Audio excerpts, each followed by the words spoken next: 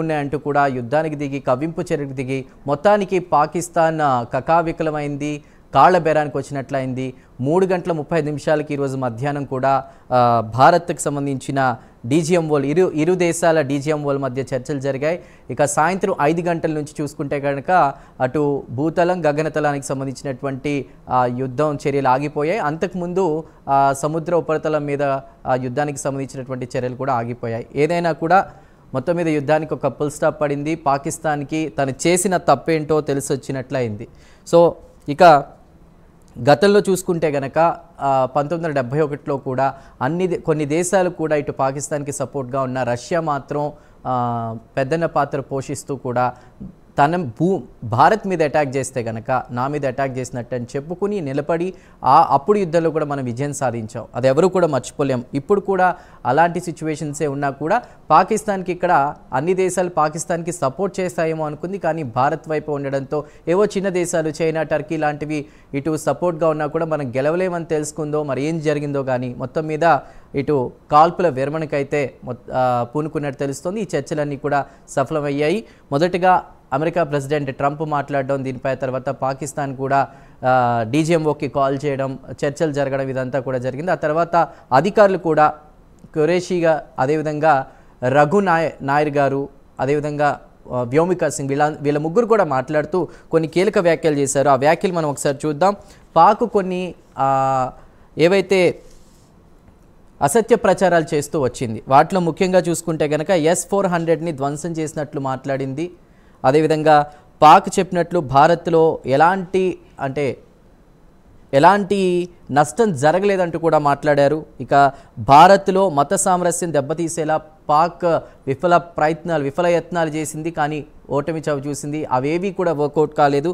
ఇకపై పాక్ మెయిన్గా మనం ఇది మాట్లాడుకోవాలి. ఇకపై పాక్లో ఉన్నటువంటి ఉగ్రవాదులు ఏవైనా దుందుడుకు చర్యలకు పాల్పడితే, ప్రాణ నష్టానికి పూనుకుంటే కనుక అది యుద్ధ చర్యగా భావించాలంటూ కూడా అటు కేంద్రం సీరియస్ వార్నింగ్ ఇచ్చినట్టే మనం చూడాలి. ఏది ఏమైనా కూడా మరొకసారి మే 12 అంటే ఎల్లుండి కూడా ఇరు దేశాల డీజీఎంఓలు మరొకసారి చర్చలు జరుపుతున్నారు యుద్ధ విరమణ, ఈ కాల్పుల విరమణకు సంబంధించి. రైట్, ఇదే టాపిక్ మీద మాట్లాడదాం. ఇవాళ మనకి డిబేట్లో జాయిన్ అవుతున్నారు వెంకట అప్పారావు గారు. వారు 1971 ఇండో పాక్ వార్లో విన్నర్గా ఉన్నారు, ఎక్స్ ఆర్మీ పర్సన్. కొద్దిసేపట్లో వారు జాయిన్ అవుతారు. అదేవిధంగా కృష్ణాంజనేయులు గారు, ప్రముఖ పొలిటికల్ అనలిస్ట్, రాజకీయ విశ్లేషకులు, వారు జాయిన్ అయ్యారు మనకి. నమస్కారం సార్.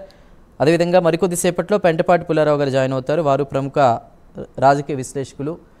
ముందుగా చర్చలోకి వెళ్లే ముందు మా అసోసియేట్ ఎడిటర్ రాజు గారు మనకి అందుబాటులోకి వచ్చారు. ఈ డీజీఎంఓల మధ్య జరిగినటువంటి చర్చలు, అదేవిధంగా ఈ కాల్పుల విరమణకు సంబంధించి డీటెయిల్ ఇన్ఫర్మేషన్ ఇవ్వడానికి. రాజు, గుడ్ ఈవినింగ్. ఏం చెప్తారు? చర్చలు రాత్రంతా కూడా చర్చలు జరిపామంటూ కూడా ట్రంప్ చెప్పారు. ఆ తర్వాత ఇరు దేశాల డీజీఎంఓల మధ్య చర్చలు జరిగాయి.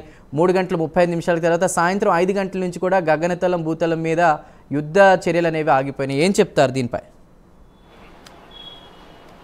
రైట్ చందు, మీకు అలాగే ప్యానల్లో ఉన్నటువంటి మెంబర్స్ అందరికి కూడా ముందుగా గుడ్ ఈవినింగ్. సో ఓవరాల్గా మనం చూస్తే గత కొద్దిసేపటి క్రితం భారత్కి సంబంధించినటువంటి రక్షణ శాఖ అలాగే విదేశాంగ శాఖ ఒక ప్రెస్ మీట్ పెట్టి ప్రెస్ మీట్లో ఒక కీలక ప్రకటన చేసింది. ఏంటంటే ఆ కీలక ప్రకటన భారత్ అలాగే పాకిస్తాన్ మధ్య కాల్పుల విరమణ ఒప్పందం కుదిరింది. సో కాల్పులను విరమిస్తున్నట్టు నిర్ణయం తీసుకున్నాం. ఇది మీరు చెప్పినట్టు ఏదైతే director general of military operations, అంటే 2 దేశాలకి సంబంధించినటువంటి director general of military operations సంబంధించి చర్చలు జరిగాయని చెప్పేసి ఆయన చెప్పారు. అంతేకాకుండా ఇవాళ మధ్యాహ్నం 3 గంటల 35 నిమిషాల ప్రాంతంలో పాకిస్తాన్కి సంబంధించినటువంటి డీజీఎంఓ భారత్ డీజీఎంఓ తోటి మాట్లాడి కాల్పుల విరమణకు అంగీకరించాలని చెప్పేసి కోరడంతో, సో వాళ్ళు అడగడంతో కాల్పుల విరమణకు కూడా ఒప్పుకున్నామని చెప్పేసి భారత్ ప్రకటించినటువంటి పరిస్థితి. సో ఓవరాల్గా మనం చూసాం, అంటే పెహల్గాం దాడి జరిగిన నాటి నుంచి ఇవాళ సాయంత్రం 5 గంటల వరకు జరిగినటువంటి పరిణామ క్రమాన్ని కానీ చూస్తే భారత్ ఏ విధంగా పాకిస్తాన్ని దెబ్బకొడుతూ వస్తుంది. ఎందుకంటే ఈరోజు యుద్ధం అనేది ఏదో భారత్ వెళ్ళి అక్కడ ఉన్నటువంటి సైనికులు వెళ్ళి సైనిక చర్యతోనో లేకపోతే అక్కడ ఉన్న సివిలియన్స్ని చంపేసేయడంతోనో లేకపోతే అక్కడ ఉన్న ఆవాసాలను ధ్వంసం చేయడం వలనో ఈరోజు పాకిస్తాన్ కాలబేరానికి రాలేదు, ఈ యుద్ధ విరమణకి అంగీకరించలేదు.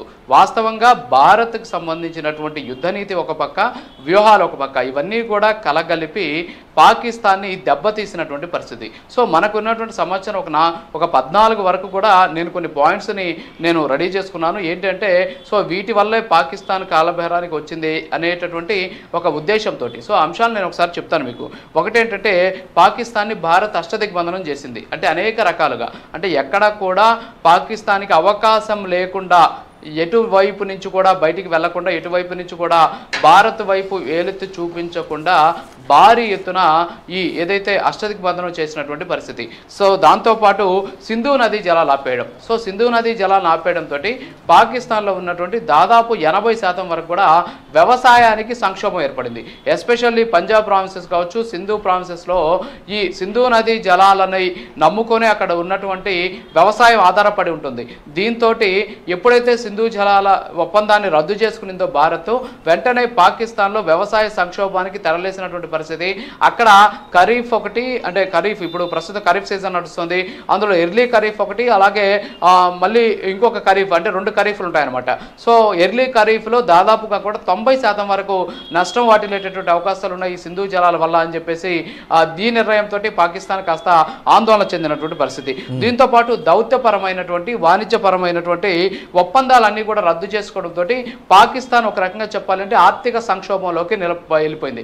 అంటే ఆర్థిక సంక్షోభంలోకి వెళ్ళిపోవడానికి కారణం ఏంటంటే భారత్ పాకిస్తాన్తో ఉన్నటువంటి అన్ని రకాలైనటువంటి ఒప్పందాలు రద్దు చేసుకోవడంతో భారత్ తోటి ముడిపడి ఉన్నటువంటి వ్యాపారాలు కావచ్చు, వాణిజ్యపరమైనటువంటి అంశాలు కావచ్చు, ఇవన్నీ కూడా ఆగిపోవడం. అంతేకాకుండా భారత్కి సపోర్ట్ చేసేటటువంటి దేశాలు కూడా పాకిస్తాన్కి సపోర్ట్ చేయకపోవడం. సో ఈ కారణాల చేత ఆర్థిక సంక్షోభం అనేది ఆ దేశాన్ని వెంటాడినటువంటి పరిస్థితి. ఇక భారత్ ఆపరేషన్ సింధూర్ 1లో దాడి చేసింది. 9 ఉగ్ర మూకలకు సంబంధించి ఉగ్ర నేతలకు సంబంధించినటువంటి ఉగ్ర స్థావరాల మీద 9 ఉగ్ర స్థావరాల మీద దాడులు చేసింది.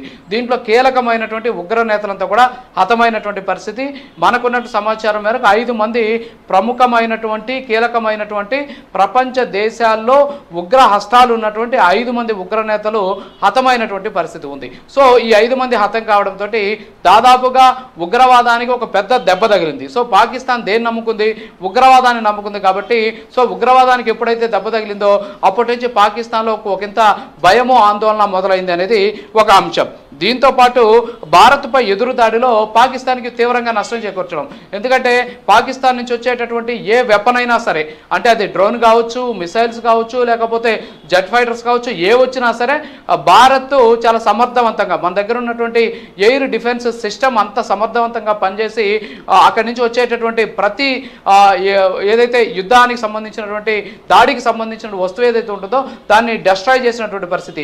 దీనివల్ల ఏమైంది? పాకిస్తాన్ దగ్గర ఆయుధ సంపత్తి చాలా తక్కువగా ఉంది, సైనిక సంపత్తి కూడా చాలా తక్కువగా ఉంది. సో ఈ నేపథ్యంలోనే భారీ నష్టం వాటిల్లడం కూడా ఒక కారణంగా చెప్పుకోవచ్చు. దీంతో పాటు ఎల్ఓసి దగ్గర, ఎస్పెషల్లీ ఎల్ఓసి దగ్గర కాల్పులు జరిపినటువంటి నేపథ్యంలో పాకిస్తాన్ తీవ్రంగా అక్కడ నష్టపోయింది. ఎందుకంటే ఎల్ఓసి దగ్గర ఉన్నటువంటి పూంచ్ సెక్టర్ కావచ్చు, రాజౌరి సెక్టర్ కావచ్చు, అంతేకాకుండా ఎల్ఓసి మార్గం ఏదైతే ఉందో ఈ లైన్ ఎక్కడైతే ఉంటుందో అక్కడంతా కూడా భారీ ఎత్తున దాడులు చేసి మనకు సంబంధించినటువంటి దాదాపు 16, ఇవాళ ఒక 2 మొత్తం 18 మందిని పట్టణ పెట్టుకున్నట్టు అధికారికంగా లెక్కలు చెప్తున్నాయి. కానీ అదే భారత్ చేసినటువంటి దాడిలో ఆ దేశానికి సంబంధించిన సైనికులకి నష్టం వాటిల్లింది. అంతేకాకుండా ఎక్కడి నుంచి అయితే వాళ్ళు మన మీద దాడులు చేస్తూ ఉన్నారు, ఎస్పెషల్లీ మోర్టార్లతోటి కావచ్చు, అంతేకాకుండా భారీ ఆర్టిలరీ వెపన్స్ తోటి దాడులు చేశారో ఆ పోస్టులు ఉంటాయో ఆ పోస్టులన్నింటినీ కూడా భారత్ ధ్వంసం చేసినటువంటి పరిస్థితి. సో ధ్వంసం చేయడంతో ఇవాళ ఉదయం మనం చూస్తే పాకిస్తాన్ సైనికులు పారిపోతున్నటువంటి దృశ్యాలు కూడా కొన్ని బయటకు వచ్చినటువంటి సిచ్యువేషన్. సో ఎల్ఓసి దగ్గర కూడా పాకిస్తాన్కి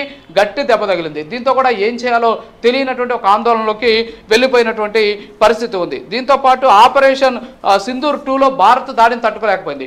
ఏం చేసింది? ఇవాళ భారత్ ఏం చేసిందంటే భారీ ఎత్తున డ్రోన్లని, మిసైల్స్ని పంపడంతో పాకిస్తాన్కి సంబంధించినటువంటి నాకు తెలిసి ఒక 6-7 వరకు కూడా ఏదైతే ఎయిర్ డిఫెన్స్కి సంబంధించినటువంటి స్థావరాలు ఉన్నాయో వీటిని ఎయిర్ బేసెస్ అంటాం. సో పాకిస్తాన్ సంబంధించిన ఆ ఎయిర్ బేసెస్లో అన్ని కూడా ధ్వంసం అయినటువంటి పరిస్థితి. పాకిస్తాన్కి సంబంధించినటువంటి రాడార్ వ్యవస్థ కావచ్చు, అంతేకాకుండా పాకిస్తాన్ సంబంధించినటువంటి ఎయిర్ డిఫెన్స్ సిస్టమ్ ఏదైతే ఉందో, అంటే వైమానిక రక్షణ వ్యవస్థ ఏదైతే ఉందో దాన్ని కూడా భారత్ డెస్ట్రాయ్ చేసినటువంటి పరిస్థితి. సో దీంతో పాటు కూడా ఉన్నటువంటి మొత్తం అంటే ఆయుధ సంపత్తి అంతా కూడా రోజు రోజుకి నిల్వలు తగ్గిపోతూ ఉండడంతో ఏం చేయాలో తెలియనటువంటి ఒక ఆందోళన కూడా వచ్చి ఉండవచ్చు.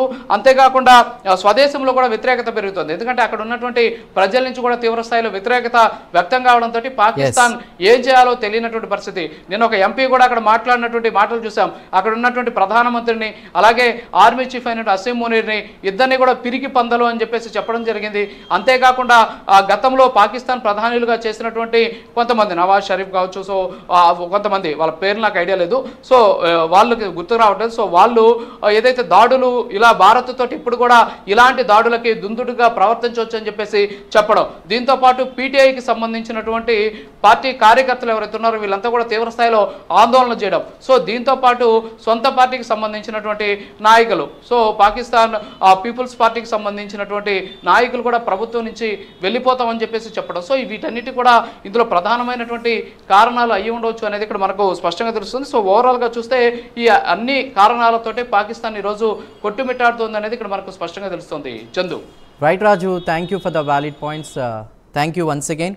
రైట్, ఇక మనం డిబేట్లోకి వెళ్దాం. కృష్ణాంజనేయులు గారు ఉన్నారు. కృష్ణాంజనేయులు గారు, రైట్, ఓవరాల్గా చూసుకుంటే డిబేట్లోకి వెళ్లే ముందు ఇప్పుడు చెప్పిన కారణాలన్నీ అష్టదిగ్బంధనం చేయడం, ఎల్ఓసి దగ్గర సరిహద్దు ప్రాంతాల్లో కూడా కాల్పులకి సంబంధించి కూడా అటు పాకిస్తాన్ తీవ్రంగా నష్టపోయిందని చెప్పుకోవచ్చు. అదేవిధంగా పాక్ ఆర్మీ బేస్లను కూడా భారత ఆర్మీ ధ్వంసం చేసింది. పాకిస్తాన్ అసలు ఊహించి ఉండదు ఈ లెవెల్లో జరుగుతుంది నష్టం అనేది. అలాంటిది మనం కరాచీ పోర్టు విషయంలో కావచ్చు, ఇతరితర ఇస్లామాబాద్లో కావచ్చు, ఓన్లీ భారత్ ఏదైతే చెప్పిందో ప్రతి ప్లేస్లోకి వచ్చి మేము మీకు నష్టం చేకూరుస్తామని చేసింది, ఏదైతే చెప్పిందో అదే జరిగింది. అక్కడ ఉన్నటువంటి ఉగ్రవాద స్థావరాల్ని టార్గెట్ చేసింది తప్ప పాకిస్తాన్ పౌరులకు ఎలాంటి నష్టం కూడా భారత్ చేయలేదు. కానీ దానికి వ్యతిరేకంగా కూడా పాకిస్తాన్ అటు సరిహద్దు ప్రాంతాల్లో ముఖ్యంగా చూసుకుంటే జమ్మూ కాశ్మీర్లో అక్కడ ఉన్నటువంటి వాళ్ళందరినీ అంటే పౌరులని టార్గెట్ చేస్తూ వాళ్ళు కాల్పులు జరిపి అమాయకమైన ప్రజల్ని టార్గెట్ చేసింది. ముందు నుంచి కూడా ఇదే చేస్తూ వచ్చింది. ఈ నేపథ్యంలోనే ప్రపంచంలో పాకిస్తాన్ దోషిగా తేలింది. ఏదైతే రాజుగారు చెప్పారో ఆ కారణాలన్నిటితో పాటు కూడా అటు భారత ఆర్మీ కూడా ఇందాక కొద్దిసేపటి క్రితం మాట్లాడుతూ కూడా పాకిస్తాన్లో ఎలాంటి ప్రార్థన స్థలాల్ని కూడా మేము ధ్వంసం చేయలేదని మాట్లాడారు. కేవలం వాళ్ళ డిఫెన్స్ సిస్టమ్నే మేము పాడు చేసామంటూ కూడా మాట్లాడారు. సో ఏది ఏమైనప్పటికీ కూడా ఒక ఫుల్ స్టాప్ అయితే పడింది. మరి దీనికి సంబంధించి మే 12న చర్చలు మళ్ళీ జరగబోతున్నాయి. ఏం మాట్లాడతారు ఏంటనేది మనకు అప్పుడు తెలుస్తుంది. ఇక ఇప్పటికైతే పాపం సరిహద్దు ప్రాంతాల్లో ప్రజలైతే కాస్త ఊపిరి పీల్చుకున్నట్టే. రైట్, ఇక మనం దీనిపై అంటే డిబేట్కి వెళ్ళబోయే ముందు